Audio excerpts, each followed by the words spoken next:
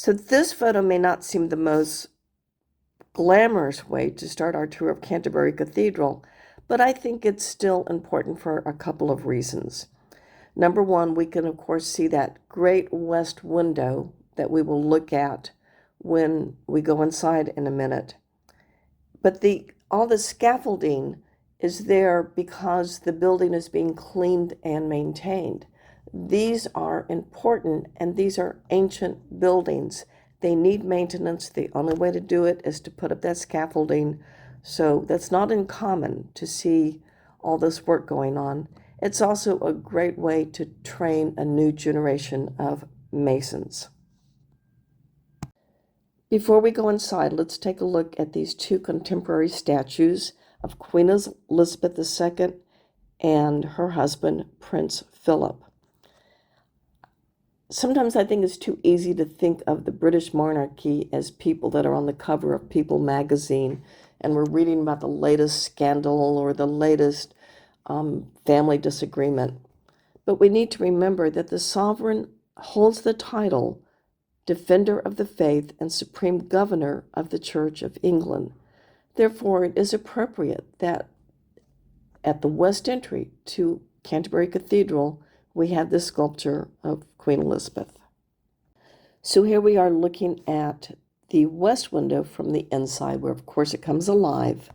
The columns on the two right-hand side are dark because they're covered up with that scaffolding that we saw on the outside.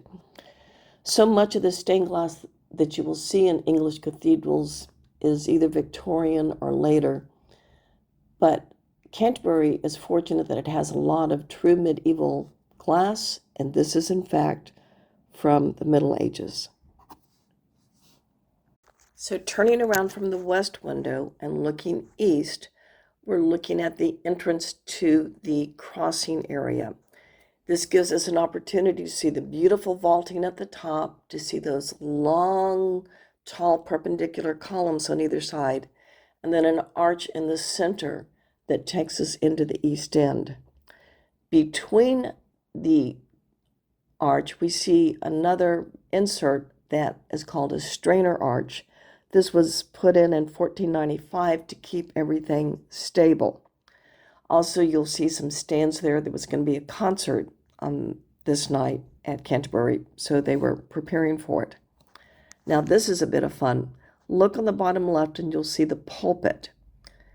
And if you follow your eye up that pulpit, you'll notice that the piers are slightly, ever so slightly tilted to the left when compared to the columns behind them. This happens often in cathedrals. It's usually very subtle. You have to look for it. But these are old buildings. That stone is heavy. They settle in the ground. It's still stable. It's still safe. So I hope you read the blog, or else we're already familiar with Becket's martyrdom. This photo was taken in the actual spot of Becket's murder in 1170, and it is considered the historical heart of the cathedral. Now, what we're looking at is a modern sculpture. It is a broken sword in the middle with two swords on the side, on either side. The two swords on either side, with the shadows that they cast, represent the four knights that came to initially arrest Becket. The middle sword represents the sword of one of the knights. As Becket was murdered, he swung this sword with such strength that it was actually broken on the stone floor. Normally, when you're just sitting there looking at it, the metal, for the most part, looks black. But the artist put in a subtle red color on the tips, and I just happened to be there at a certain time of day where the light was coming in from the windows, and it really highlighted that red color he had put in. It doesn't normally look this way, but it was just a special moment and a special photo. This is Becket's shrine today. It is a candle in the middle of a large area. The tombs on the side are other people. In 1538, Henry VIII had the shrines of saints all over England destroyed, And Becket's shrine was one of the first that was destroyed because, of course, Becket had battled with Henry II for power. Now, it's remotely possible that the monks went and got Becket's bones and hid them somewhere, but if that happened at a few other cathedrals. But if that happened here, they still have no idea what would have happened to his bones or his relics, because, of course, when Henry destroyed all the monasteries, so many of the records were destroyed also.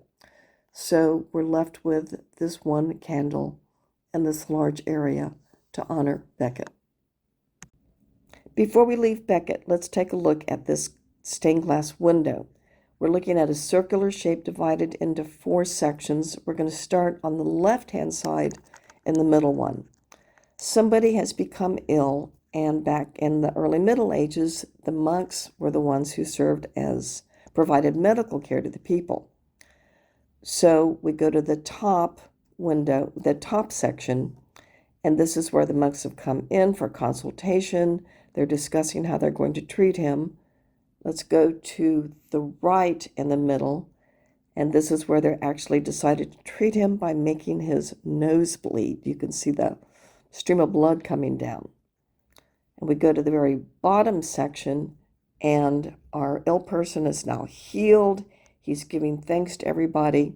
And you'll notice that green box there, that is to remind the patient that he must make a donation in thanks for his healing.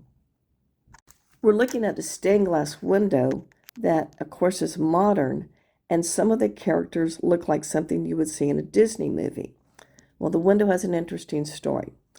There was a group of artists that were in Hungary, the same school of art, or the same type of art, in the 1930s. They left or escaped Hungary because Hitler, of course, was taking over all of Europe. One of them came to England to create this window, but several of the other Hungarian artists immigrated to the United States, and yes, some of them ended up working and making Disney animations. This is one of my favorite wall paintings at Canterbury Cathedral because, besides being beautiful, it has such a great story. This is St. Paul and the Viper, and it was actually painted around 1160. However, in order to protect it from the iconoclast and the Puritans and everybody that was coming in to get rid of paintings and sculptures, it was covered with whitewash. And it wasn't rediscovered until 1888 during a restoration of the chapel where it is. I think this gives us so much hope that there's so much more to be found in these beautiful cathedrals. We're in the aisle of the east end of the choir area at Canterbury, and we're looking at a little blind arcade where you see 2 semicircular arches on the left, and then the right arch is pointed. In 1174, there was a massive fire that broke out on the east end of Canterbury, and the choir was pretty much destroyed. The monks there were hoping it could just be an easy fix, but there was a master mason called William of Sens from France, who was known throughout Europe because of the beautiful cathedral he had built in his hometown. They brought him to Canterbury. He convinced them that the best course of action was to just take down what was left and to start building the choir from scratch, and perhaps to use this new style that was becoming popular everywhere, the Gothic style. So it's thought that he built this little section, this little blind arcade, to show them what the semicircular style of Norman or the old style would look like, compared to the little arch on the right, which is pointed in the new Gothic style.